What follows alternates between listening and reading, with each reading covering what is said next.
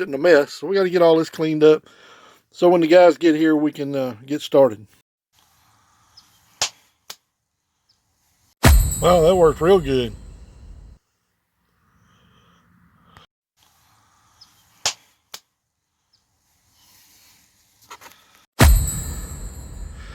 Damn, I didn't think so. Okay guys, the idea for the bed is to go all the way from the double doors on one side to the back doors, or just short of the back doors in the back, and leave me some storage area in the back. Trying to get the camera, sorry for the shadows. Anyway, what we're planning on doing is making it to where it's kind of like a couch that slides out and folds down. They're real common. There's a bunch of videos on YouTube, people making them. The general idea is this first piece of tape is 19 inches from this wall.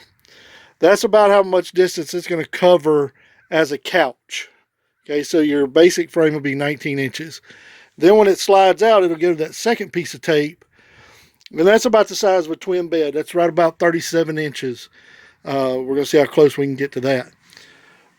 The yellow mark is 15 inches. So even open, I'll have 15 inches of clearance between the side of my bed and the front of the cabinetry. The cabinets are going to go to that other stud, I guess you'd call it. And that's going to be about 18 inches deep. So 15 inches clearance when it's open. And from that piece of tape to that piece of tape when it's closed up as a couch. So it should give us plenty enough room. This is a little sketch I made. It shows that the top slats are 19.5 inches long and the height of our build is going to be 16 inches. This is the end cap. That a little later. This is the rear support that goes up against the wall. As you can see, we've got it notched out for the fender well, and we had intended on putting vertical bracings on there to support the weight. But it just so happens this 2x4 fit in perfect to support the back frame and give us a good plate to put up against the wall. Here's a quick shot of the corner so you can see how we put it together. It mounts up and how it goes over the fender well. We decided to leave a few of the seat belts in case later on we wanted to use them to, you know, to make it look like we had a zombie strapped down on the bed or something for Halloween or shows or something. Anyway, this next photo is the mid support. That'll be the front for the couch. Okay, you can see the vertical use of 2x2s in there for support. We put them on 9-inch centers. Also, this is what it looks like when it's going to be extended out as a bed. You'll see all three pieces. The front piece, the farthest to the left, is all 2x2 because we're going to coat it with a 1/2-inch plywood.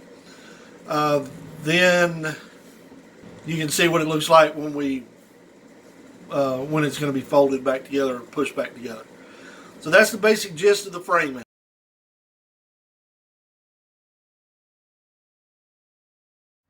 Good morning, zombie killers. Here we are.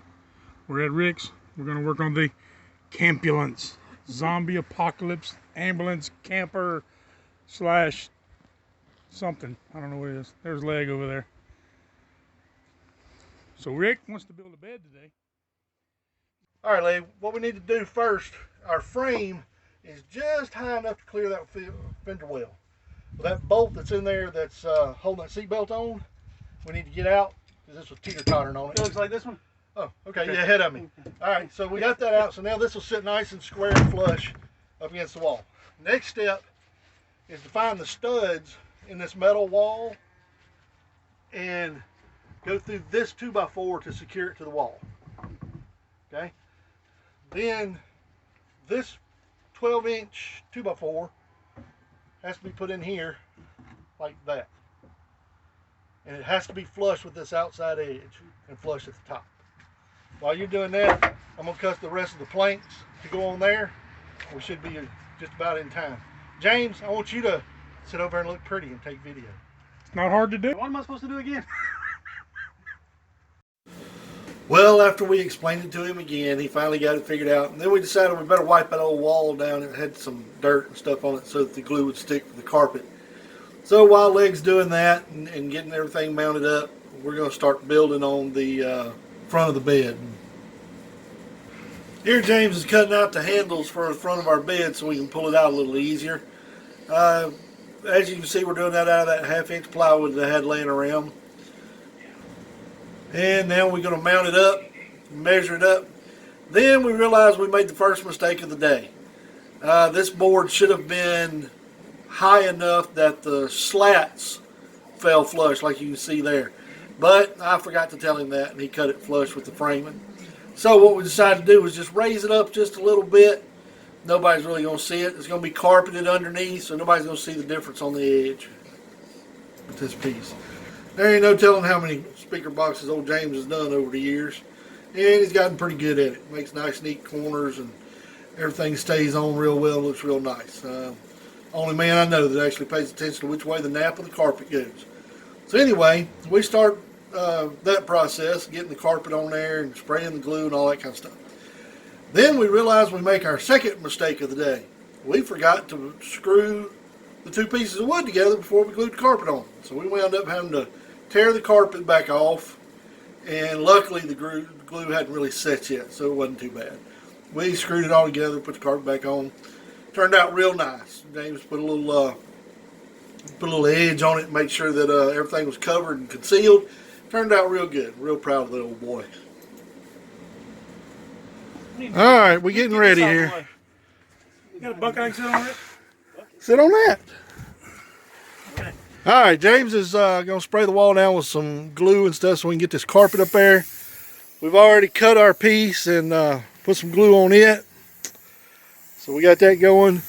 James in there snorting all them fumes and stuff, having a wonderful day. Did y'all see the little fairy that just drove by? He had a little pink tutu on. But yeah, you should always use respirator when you do this crap.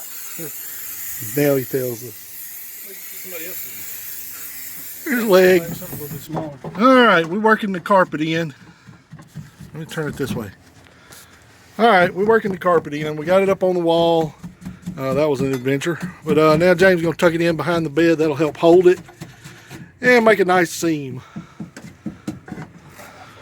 All right, now on this end, James is going to cut it off a little bit, trim it up.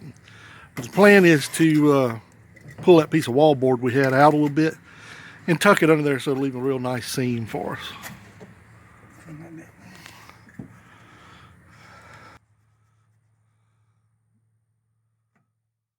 All right, let's see this. Go ahead, James.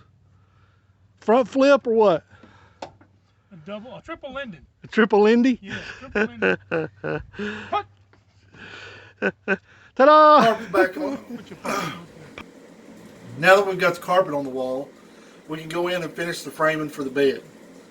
We'll go ahead and put our end piece in. That gives us our 19.5 inches.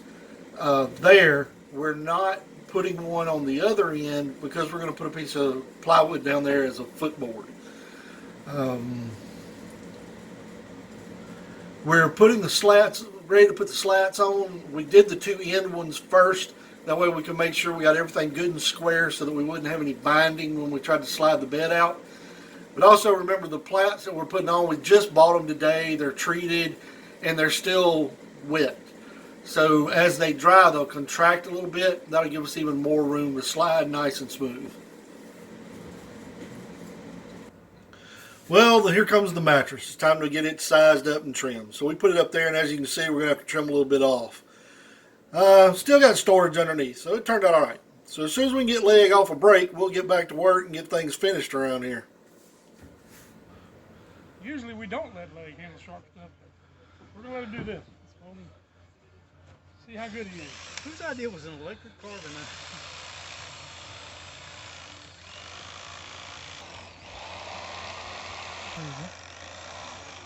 Are y'all cutting it or tearing it? Tearing it. Oh shit, damn bee like got me.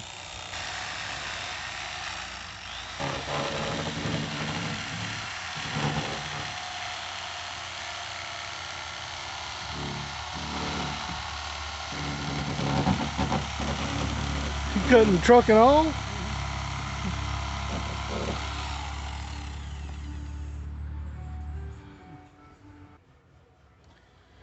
Well, there's the foam cut. You'll see basically what it's going to look like. So have a couch to sit on. And he wanted a lot of padding for that butt. And he's going to get those upholstered and covered individually. And then when the bed opens, it'll look like this. And that'll be his bed. Mighty fine, gentlemen. What's that? Mighty fine, mighty fine, mighty fine. I think we did all right for guessing at it. Well, there's James putting the final finishing touches on our bed. Closing in that little end cap. We're going to put a couple little buttons on the outside. Later on make a fabric cover to go over, just to cover up that hole and keep anything from sliding out. But all in all, it's been a long day. About 5 hours so far. And we did a lot of work, but turned out pretty good. Nice carpeted front. The side where James is at is carpeted. The back here we're leaving as it is for right now. We're going to put a headboard and do some trim work there to separate the cabin area from the cargo area in the back. So that's how we're going to attach that. There'll be a headboard wall there that goes all the way across the van. So we're leaving that open for right now. But anyway, we also, as we were finishing up, I realized we had left out a little part. Right here you can see a little piece that we had forgot to tell you about. The bed actually extends further than the opening of the door. If you know anything about those little cargo vans, they have a little tab that sticks out there. So we had to cover that, which James did a real great job. We got to cut a little piece, put some carpet on it, stuck it on there. Turned out real good, as you can see. Now, if you look real close, the other mistake we made was the bed frame. When we made the frame, we made it flush with that little extension of the floor. Well, the problem is then we put that outside piece on, that covered piece with carpet, and it made it stick over the edge of the floor. Most likely nobody will ever notice, and if you're that damn picky, you got the wrong people building it anyway. It's good, so we ain't worried about it. Here's another good shot of that side piece. As you can see, we left an opening for cargo. If you notice, James put in 4 screws that have little buttons on them. We're going to make a fabric cover that buttons there, kind of hides that, and keeps things from sliding around in case we have to slam on brakes or something. But anyway, I think it turned out real good. I'm happy with it.